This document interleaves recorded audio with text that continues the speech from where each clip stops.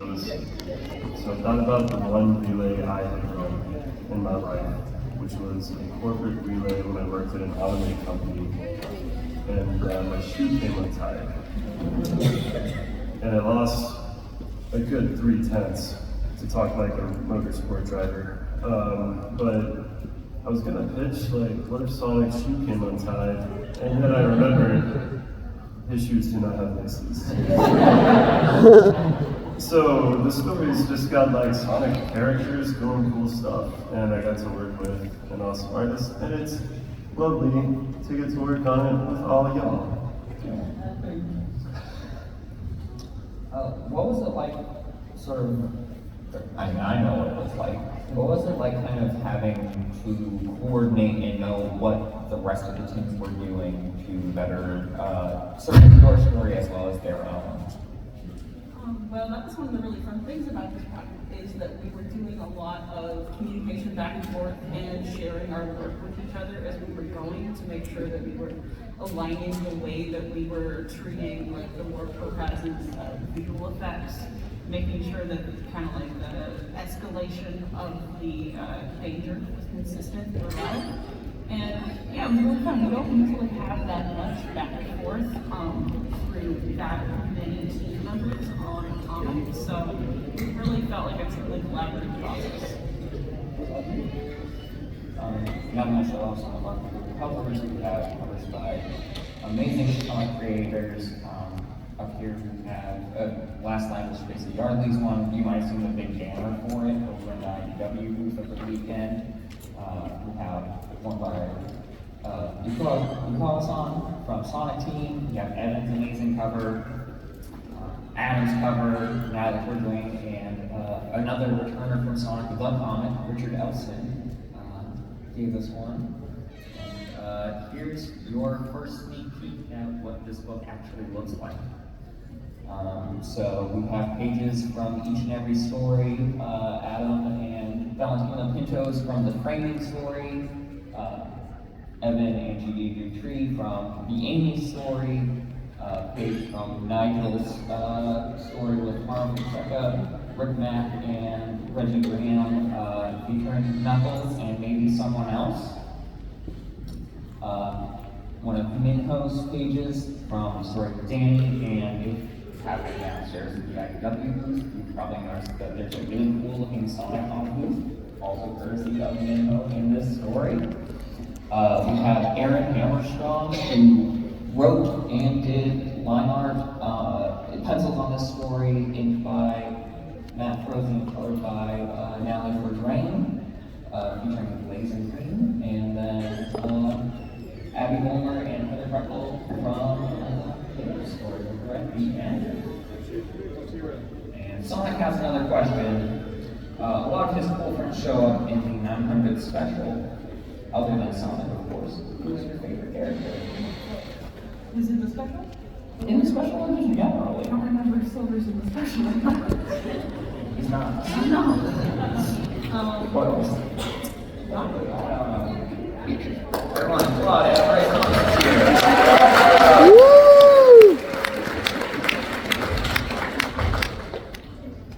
Well, not in the special Silver, in the special Amy.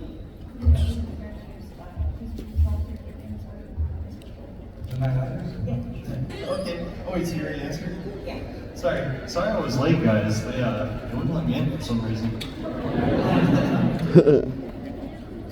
Oh, I got to actually work with Vanilla and Green for real, like the story totally focused. We were talking about misadventures earlier. Yeah. Yes, Adam's drawing the Vanilla and Green story. I wish I could just drone on about this for an hour or so, because I had this ridiculous plan. How much should I talk about this? I think you can talk about it because we didn't do it. Okay, yeah, I had some crazy idea that I'd make the entire issue out of vintage cooking magazine panels, trying to rearrange pages around compositions made by like beautiful paintings in old magazines. And then I realized how insane that was and how unfeasible it would be to do an entire issue on that. The research alone would take me like 2 weeks. But I had a lot of fun pushing the characters for Vanilla and Cream into these very like comical and over-the-top expressions that I hadn't really seen before for those characters, and it was due to the lovely script I got and the freedom working with IDW on these books that I've been able to push that artistic sense of like, what can I do with a Sonic character that I haven't seen before? I really love that. What was the question? Favorite characters? Okay, yeah, it has to be Knuckles, and it's always been Knuckles for me at my heart, and he's an awesome hit 900. So you guys have to check it out. It's really fun. Oh wait, I'm so sorry. Wait a minute, I'm not even talking about the right issue. Oh my god. The 900 issue? I was just throwing Sonic in that issue. It's fine. It doesn't have to be. I'm sorry, dude. You don't know what's going on. I completely. I had to rush here, man. Oh my goodness. Oops. Sorry. For me, other than Sonic, my favorite is like Tails. But this 900 story in particular, I think like Blaze gets a lot of cool moments. Like she's fun. It's like very good by her. He's so talented. I gotta be honest, your Orbot and Cubot are so perfect, and they're so funny.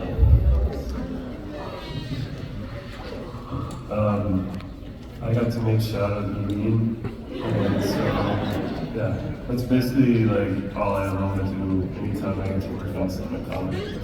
Can Shadow be mean? Can he be mean? So let's talk about what else we've got going on. Out at the end of next month, we have the IDW Endless Summer event, which is 4 one-shots for a couple of our kids-focused comics, including Sonic. This one is super fun. Riley Farmer is editing it, and it's written by Gil Gallagher with art by Tracy Yardley, Thomas Roethlisberger, Maria Team, and and Sonic, Tangle, Whisper, and Jewel go to the beach, and they have a fun day at the beach. And then the background road show up. And it's just sort of fun, lighthearted, let's see what happens when we take these characters and do something different with them, enjoy the summer while it lasts, and have some unfortunate reminders that Sonic cannot swim.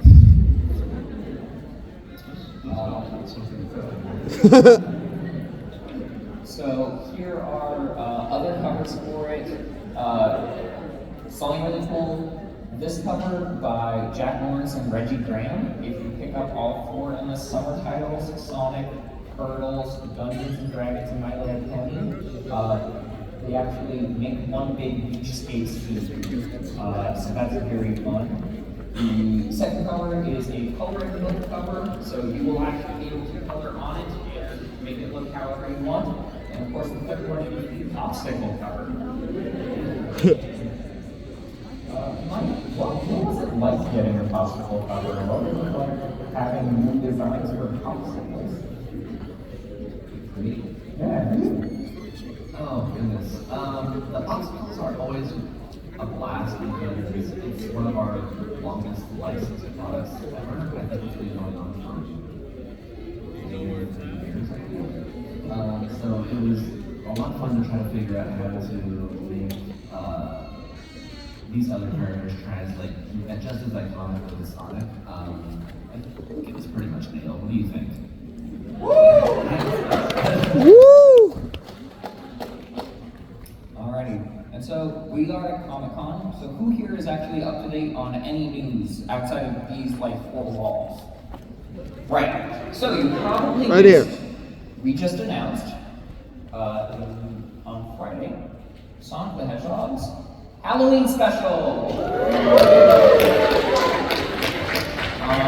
So this one's gonna be a lot of fun. It is a very chaotic Halloween, Vector Frankenstein and Mummy Espio take Charmy trick-or-treating, and unfortunately there is a monster stealing candy from the local kids. So Being the Chaotix, they are on the case, and with a little help from Sonic and Tails, hopefully they can figure out what's actually going on. We're bringing in Mark Bouchard, who is writing their first Sonic story. We'll have art by Jack Lawrence, with coloring by Jimmy Tree. You can see here an early version of the cover, and other stuff like talking about the rest of the year, we also got some other cool stuff that I'll briefly touch on. Scrapnik Island, if you haven't had a chance to read that, our other sort of spooky Sonic book is coming out in a collected edition, so you can pick that up soon. We're also bringing out Seasons of Chaos. You might remember our Sonic 30th anniversary special. If you haven't picked it up before, we're issuing a new version of it. These are two really exciting ones. And I want here to talk a little bit about this one in particular. We are doing the IDW comic art collection. You guys have been asking us for a long time if you can get more of the original art, get some book that has all of Alan Fortrain's amazing RI covers. Well, we're doing it. So if you like any of the art of Sonic, this is a Sonic comic art book.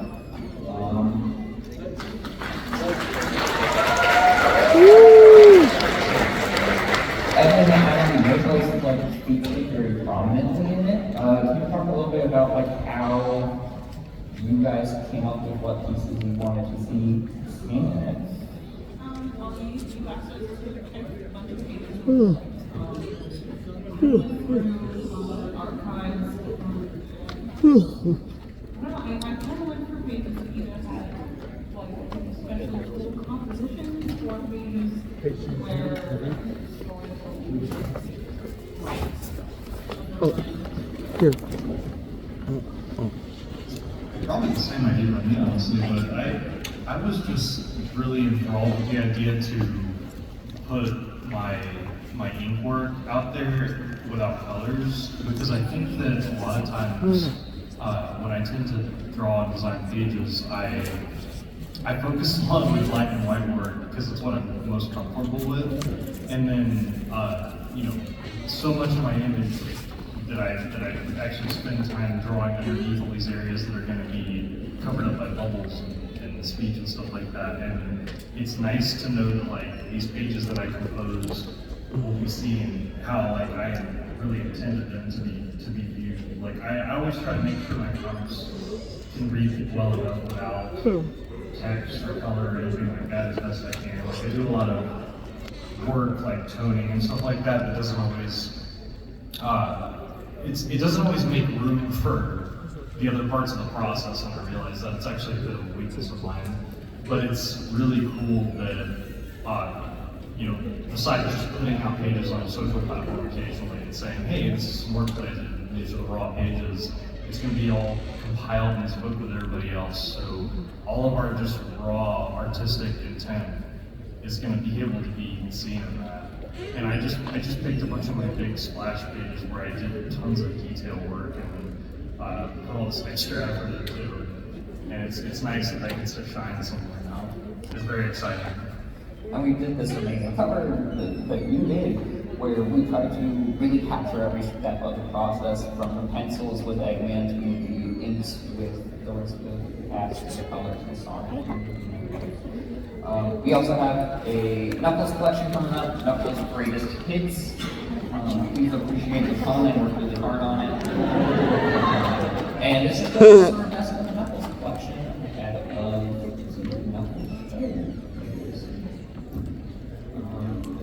Another question for the group. These stories cover a lot of ground, from the beach to Scrapnik Island to Angel Island. Where in Sonic's world would you most want to hang out?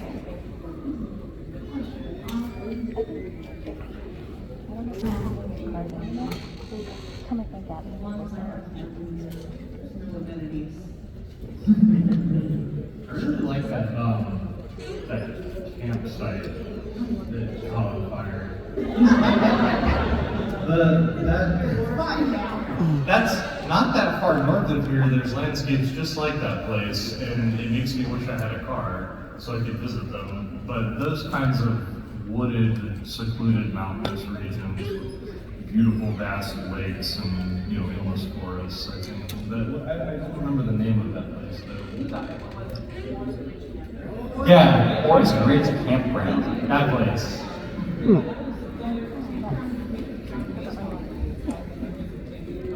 That's very nice. That's very nice. Very hard question. I actually would like pull a weird one and say any Eggman base. I feel like I want to go in there and tinker around and see what's going on. Yeah, I feel like there's all kinds of really interesting secrets hiding in there. So that'd be my answer. I'm a little nosy, so I want to see, Say just because like a lot of the comic original characters tend to hang out there. So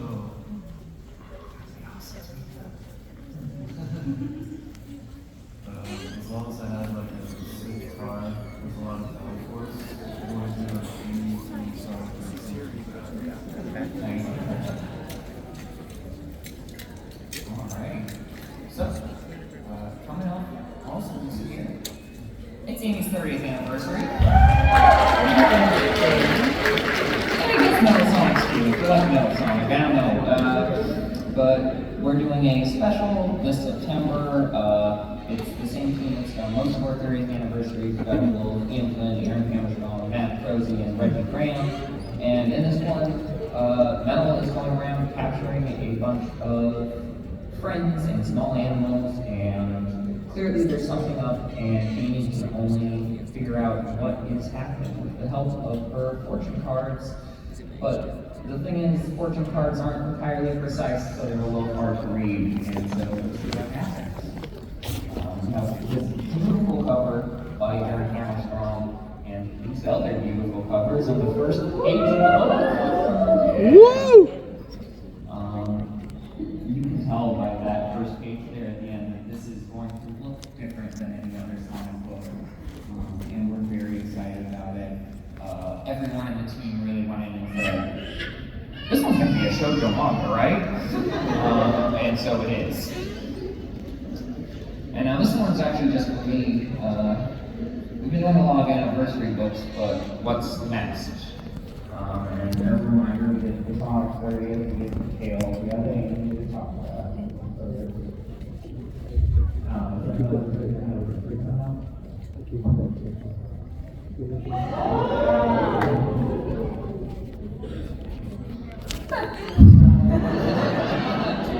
And the Sonic Superstars are coming this fall. That's pretty cool, right?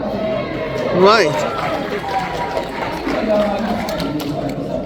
Mike, tell us a little bit about Sonic Superstars. Sure. Who here is excited for Sonic Superstars? Woo! It's our new game that comes out this fall. It has 4 playable characters in there.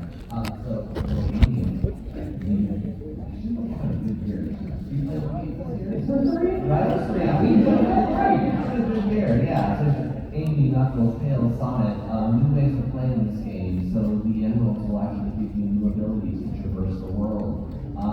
And it really kind of takes it back to basics. It's like a 2.5D side-scrolling adventure. So it's what you like about Mania, but all shoved in a nice 3D environment and all new levels. So it's like a recycled version. So yeah, please check it out. Please, well, I'm saying those people, but you can actually play a demo of it over on the Lego at the show. So if you're around, check it out. Alright. And so you would run around, from our spiel, you see me show you a bunch of art and be like, here's a bunch of stuff you're gonna buy. Now, let's have you ask questions and we'll answer them. I think there's a right there. Line up to the file, and we'll do our best to get through as many books as we can in our time.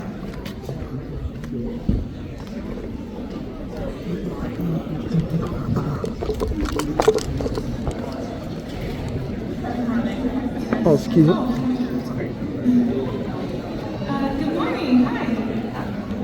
So I am trying to become like a comic book writer, like up and coming.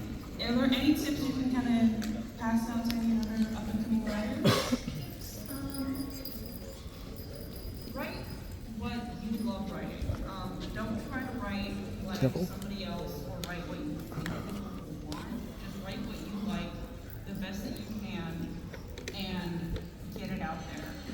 because you don't want to be stuck in a position where you're writing something that you don't like doing, because that would drain you faster than anything. Something that I have also been told is, write what you know, because, it's important to also discover new things as you are writing, but it's a lot easier to write what you already know, and a lot more fun generally, and if it's something that you already know, it's something you already have something to say about. So, yeah. Also, what do you think the popsicles taste like? Because I know one's like blueberry, but what do the other ones taste like? They're flavored. I go with, what is it, like, salted caramel from Mr. Okay, well, I see that. Almost like whatever the flavor of a jawbreaker is, I feel like that would probably be cool. Sugar? Yeah, that's like sugary mystery flavor. Yes. What about tango? I know, right? That's a good question. Hair. Can we kneel down so people can see over you? Okay, sorry. Kneel down, please. Kneel down. Kneel down so people Thank you. Thank you. We need people to kneel down. Kneel down. Kneel down. I'm an artist. Okay. I'm trying to get into comic club art too, so I'd also like to ask for any comic art advice. Adam, you want to take one? Oh, there's so much there. You're welcome. I don't know, that's so hard to answer as a general idea. Like, when it comes to comic art, I would say It's actually, it's a good thing. I did bring my cover for this. versatile. I knew this was gonna happen. Really, it's just know how to draw so many different things. Because in comics, you need to have a really great sense of storytelling. I think mine, I tend to think of comics in terms of how it might look animated. So it bridges the gap between storyboarding and comic art, but you also have to think about the whole page's composition and how the panels pull together and what's the most important things to focus on, and a million other things. And then also you have to know how to draw machines and animals and landscapes and people and expressions and acting, and it just goes on and on and on and on. I think it's really important to have great fundamentals overall, which is tougher than people might think.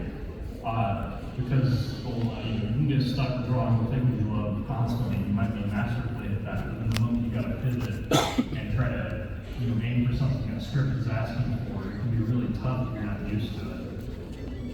So I think, as boring as it might sound, studying art fundamentals like composition and doing still lifes and studying gestural anatomy is probably one of the most important things you can do. So the more you can get out there and really face uncomfortable areas in your art, stuff that you don't like drawing, that's probably where you'll find the most growth. So when you're ready for those jobs and actually come to you. And you can draw horses, hands, and airplanes.